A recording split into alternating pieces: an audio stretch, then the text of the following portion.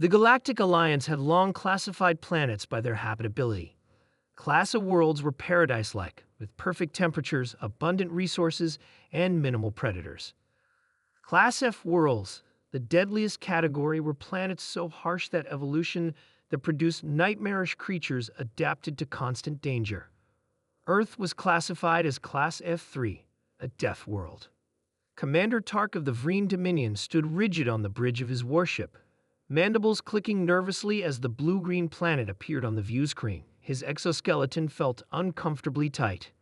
"Are we certain about this invasion?" asked his second-in-command, Officer Raz.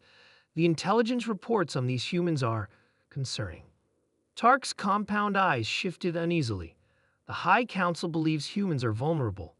Their political divisions make them weak. Besides, they're primitive, barely 2 centuries into space travel. What the reports failed to emphasize was that humans originated from a death world. The Vreen had evolved on a Class B planet, with predictable weather patterns and minimal natural threats. Their military advantage came from superior technology, not physical resilience. "Begin the observation phase," Park ordered. "We need to understand their weaknesses before the invasion fleet arrives." The cloaked scout ship entered Earth's atmosphere at dawn, hovering silently above a suburban neighborhood in what humans called Ohio. Inside, 5 elite Vreen warriors prepared their observation equipment. "Remember," cautioned team leader Krill, "we're only here to gather intelligence. No contact with the natives." The warriors nodded, nervous but determined. They had trained extensively for this mission, studying human behavior and customs. Still, theoretical knowledge was different from direct observation of Death World natives. Through their surveillance equipment, they watched as a human dwelling illuminated from within. A male human emerged onto a flat surface outside the home's entrance. He wore minimal coverings despite the cool temperature, a thin upper garment and loose lower attire. "They truly are endothermic," whispered Mig, the teen biologist. "They generate internal heat regardless of environmental conditions." The human male stretched, exposing teeth in what their briefings had described as a yawn, not a threat display, despite appearances. He retrieved a small communication device and stared at it while settling into a sitting position. Minutes later, a female human appeared, carrying a container. She placed it before the male. "Nutrient delivery noted." Pause. The cultural specialist. "Observe carefully. Eating habits reveal much about a species." The container held a dark liquid the warriors recognized as coffee, a stimulant humans consumed regularly. But it was what came next that caused the warriors' antennae to stiffen in alarm. The female returned with a plate containing circular objects and strips of something brownish red. The male speared one of the circles with a metal implement and transferred it to his oral cavity. "Are those avian embryos?" Krill asked, horrified. "Affirmative," Mig confirmed, consulting his data.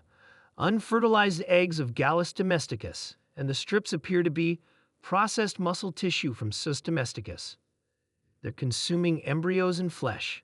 Paz's voice trembled. "As a regular morning ritual?" The Vreen were strict herbivores. The concept of consuming other animals was deeply disturbing to them.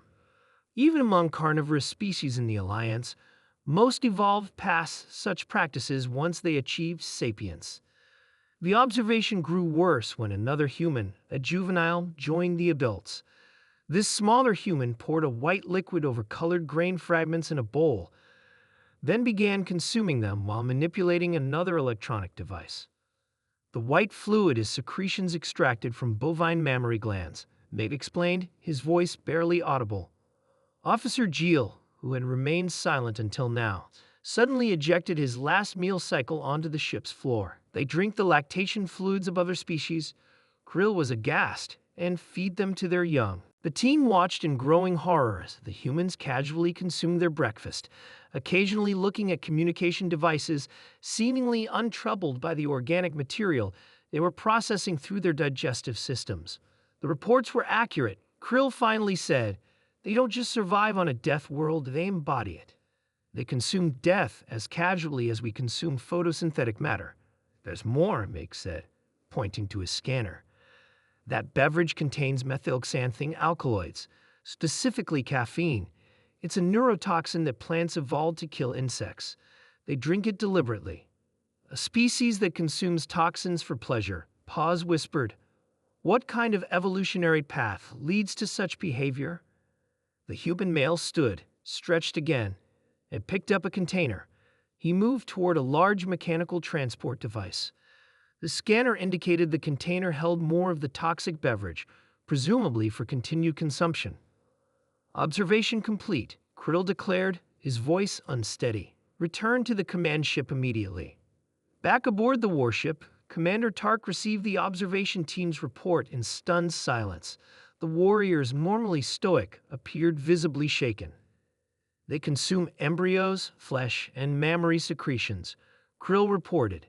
They ingest plant toxins deliberately, and they appear to enjoy it. Tark's exoskeleton seemed to shrink around him. These are their non-warriors. Their civilian population? Yes, Commander. Ordinary humans. Tark moved to the communication array. This is Commander Tark to High Command. Priority Alpha message. Invasion of Earth is strongly contraindicated. I repeat, invasion strongly contraindicated. He turned to his second-in-command. Plot a course away from this system. Maximum speed. The High Council will demand an explanation, Raz noted. Tark's compound eyes fixed on the blue planet growing smaller on the view screen.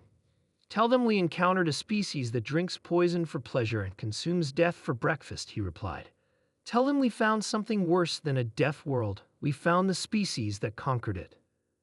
As the warship accelerated to faster-than-light speeds, Earth continued its rotation, blissfully unaware of how close it had come to invasion and how its breakfast habits had saved it.